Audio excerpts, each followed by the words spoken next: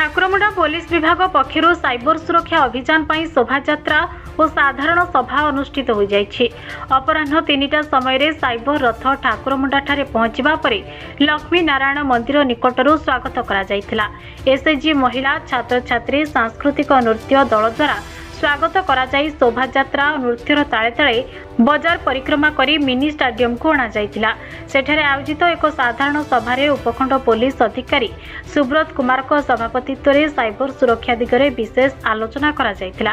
मुख्य अतिथि भावे महिला शिशु विकास तथा मिशन शक्ति मंत्री बासंती हेम्ब्रम जोगदे निज वक्तव्य साधारण लोक जेतेबेले दैनिक जीवन में साइबर ठकामीर शिकार हेउतबा उपलब्धि करी ओडिशा सरकार सचेतनता पाई साइबर सुरक्षा अभियान आरंभ करिसेंते।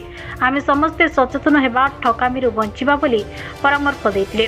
सम्मानित अतिथि भावे समाजसेवी बसंत कुमार पैवर्ती, प्रेस क्लब सभापति शरद कुमार त्रिपाठी, गोष्ठी शिक्षा अधिकारी रामचंद्र नायक, स्टेट बैंक परिचालक अश्विनी मुर्मू प्रमुख उपाध्याय वक्तव्य रखिथिले।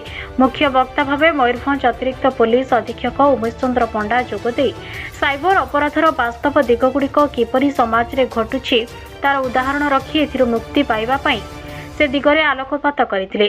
शेषरे साइबर डीएसपी डोलामणि भोई समस्त को धन्यवाद देथिले। गीतिकार पद्मलोचन नंद समस्त को स्वागत करने सह मंच परिचालना करथिले।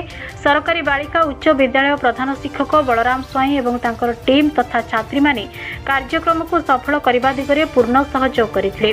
छात्री मानक द्वारा साइबर सचेतनता वार्ता संबलित रंगोली प्रस्तुति एवं सांस्कृतिक कार्यक्रम परिवेषण करी समस्त मनमुग्ध करि पारिथिबा देखिबाकु मिलिथिला। ठाकुरमुंडारू Laxminarayan Routray report, Odisha news TV live.